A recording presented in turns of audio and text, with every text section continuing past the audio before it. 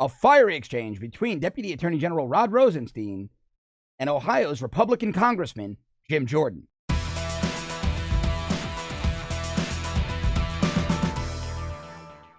Now, yesterday, in a hearing of the Senate Judiciary Committee chaired by Bob Goodlatte, there were many, many moments where you wanted to bang your fist on the table or break something due to Rod Rosenstein, Deputy Attorney General, and FBI Director Christopher Wray's arrogance, their pompous attitude.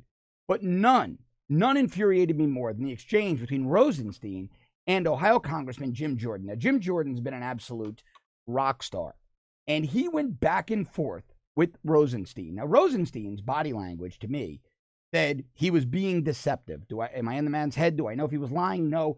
I personally do not believe that Rod Rosenstein was being honest and truthful. I personally, my opinion, based on training and experience as a police officer and how to detect deception, I personally believe that Rod Rosenstein was being very deceptive. His body language, he had a dry mouth, his eyes were furtively moving back and forth, his face got very red, he began to get angry, all signs of what somebody caught in a lie, caught in a trap do. Again, my opinion, based on my observation. There was one instance where I think Congress might have, on the record, caught Rosenstein in a lie. A minor one, maybe an even unintended or inadvertent one. But because that doesn't seem to matter to guys like Rosenstein and Mueller, they prosecute people for that stuff anyway, why not have it come back and bite them as well? So let me give you a few bits of the exchange if you didn't watch it. Jim Jordan said, quote, I think in a few minutes, the House of Representatives is going to go on the record saying you have not complied with requests from a separate and equal branch of government, the executive and the legislature, Rosenstein being part of the executive, the legislative, Congress, of course, being the other equal branch of government, that you haven't complied with subpoenas and that you got 7 days to get your act together. And I don't know why you won't give us what we asked for. Rosenstein said, sir, I certainly hope that your colleagues are not under that impression. It is not accurate, sir. Jordan shot right back. It is accurate. We have caught you hiding information. Now, this is when Rosenstein got red-faced and really angry. He said, now, Mr. Jordan, I'm the Deputy Attorney General of the United States. I am not the person doing the redacting. I am responsible for responding to your concerns as I am. I have a team with me, sir, a fraction of the team that is doing this work. And whenever you brought these issues to my attention, I have taken appropriate steps to remedy them.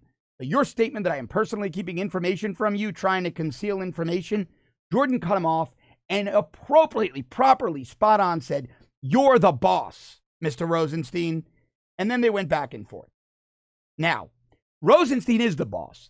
It is not credible, not believable that Rod Rosenstein would allow memos to go to Congress redacted that he didn't look at. Because if he's allowing that, and those things shouldn't have been redacted, he shouldn't be the Deputy Attorney General. But here's the exchange where I think Rod Rosenstein might have lied.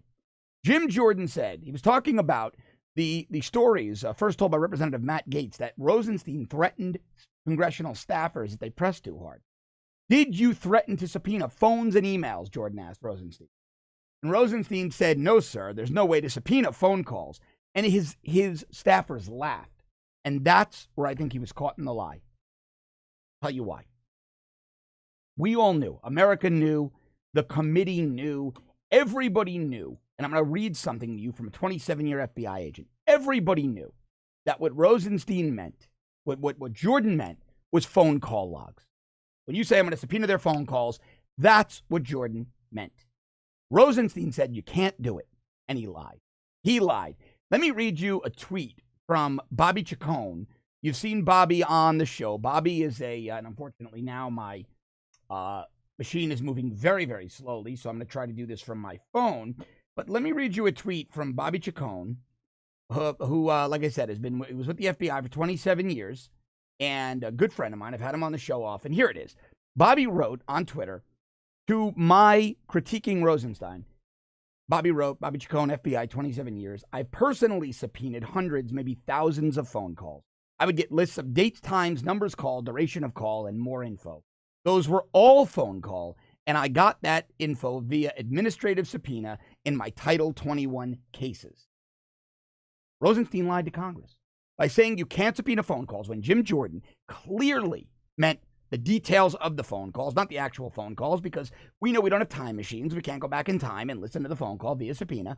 So the FBI and DOJ love this, right? Reasonable person, reasonable prosecutor would know exactly what Jim Jordan meant by Rosenstein saying under oath, we can't subpoena phone calls, to me, was a lie under oath to Congress. His exact quote, no, sir, and there's no way to subpoena phone calls.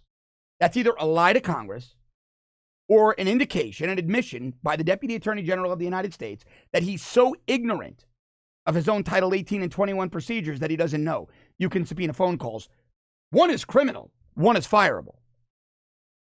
Now, do I think Rosenstein was being snarky and being just trying to be a wise ass? I do, but it doesn't matter because he and Mueller would have prosecuted somebody for false statements under oath for doing exactly the same thing. And they should be prosecuted for things like this. Rosenstein should be criminally referred by the House Judiciary Committee to Jeff Sessions, our useless AG who'll do nothing, but at least get it on the record that Congress is not going to tolerate snark when the Department of Justice is stonewalling and obstructing, engaging in what I believe is the worst cover-up in American political history. This is really important content. It's got me all fired up. And I really want to bring it to you every day. And I'm going to be doing that in a new format. My live show, Declassified Live, starting Monday morning, 7:30 a.m. Eastern. You're going to be able to interact with me. You can type me your questions. Boom. It's going to be on YouTube. I'm going to interact with you. I'm going to answer your questions in real time. Check it out. Check out my Twitter, @JohnCardillo. I'm going to be setting out a blast, a series of tweets starting today and over the weekend. Details about the show, what we're going to be doing. It's going to be awesome. I want you to be there. I want you to be there with me every morning at 7:30. When you get into work, you're in the car with somebody and they're driving and you're bored, put it on your phone. You can ping the questions back and forth together. Don't do it when you're driving, though. Bad idea. Bad idea. Mass transit. Thanks so much for watching. You guys have a great weekend. I'll see you live Monday morning.